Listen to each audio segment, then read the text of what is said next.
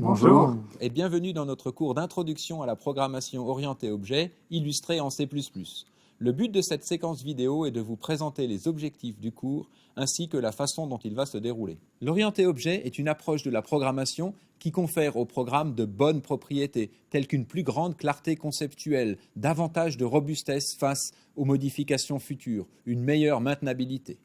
Le but de ce cours est d'introduire les fondamentaux de cette approche. Il ne demande bien sûr aucune connaissance préalable sur le sujet, mais suppose néanmoins acquises les bases de la programmation dite procédurale ou impérative, telles que par exemple les types, les variables, les boucles, les fonctions, etc., que vous avez peut-être apprises dans notre précédent MOOC sur le sujet ou par d'autres moyens. Ce cours-ci introduit donc les notions fondamentales de la programmation orientée objet et s'adresse aux débutants. Comme notre précédent cours, il se focalise sur les concepts généraux de programmation orientée objet plutôt que sur les détails techniques du langage. Le but est bien sûr de fournir les bases formelles qui font souvent défaut dans un apprentissage autodidacte. Néanmoins, nous vous montrerons des méthodes de développement et vous apporterons de nombreux conseils pour pouvoir écrire de bons programmes. Il s'agit donc d'un cours d'introduction à la programmation orientée objet dont le but est d'enseigner les concepts fondamentaux communs à la plupart des langages orientés objets généralistes, de les illustrer au moyen de la syntaxe C++ et de vous préparer à aborder plus tard, si vous le souhaitez, des techniques de développement plus avancées et des aspects plus métiers liés à C++. Les notions sont abordées en présupposant une familiarité avec les bases de la programmation dite procédurale ainsi que les fondamentaux de la syntaxe C++ pour les mettre en pratique. Notre approche, centrée sur les concepts, fait que les aspects plus techniques liés à C++, comme la bibliothèque standard, ne sont que très peu abordés.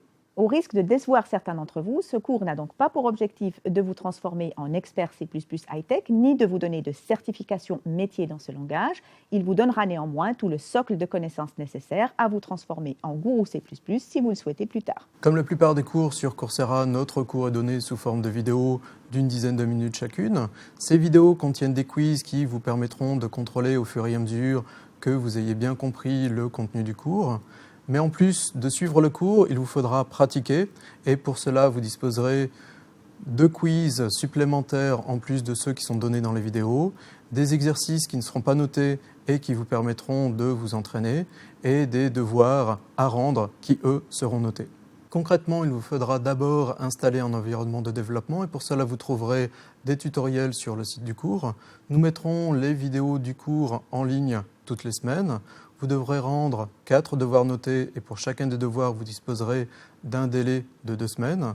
Et vous disposerez également d'un forum qui vous permettra d'échanger avec les autres étudiants et de poser et répondre à des questions.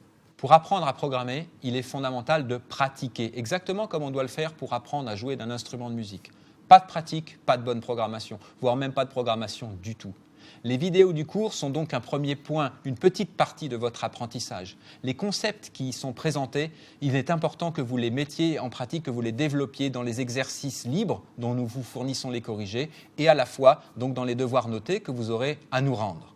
J'insiste sur le fait que la pratique par soi-même des exercices libres constitue une des clés essentielles de votre progression, de votre apprentissage. Commencez par les faire par vous-même. Travailler à partir de la donnée sans regarder le corrigé, sans en discuter avec des amis, des camarades sur les forums. C'est comme ça que vous pourrez progresser.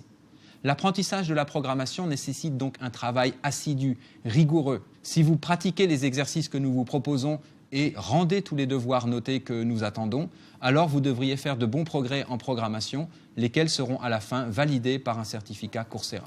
Avant de conclure, nous tenions à signaler que notre collègue Vincent Lepetit, qui nous a accompagnés tout au long du développement du matériel vidéo de ce MOOC, a été appelé à d'autres responsabilités. Il n'a donc pas pu enregistrer de vidéo lui-même et ne sera pas présent pour le suivi du cours à proprement parler.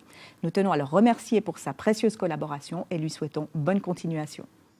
De notre côté, nous nous réjouissons vraiment de vous donner ce cours, d'autant que l'expérience précédente fut très positive. À bientôt donc. À bientôt.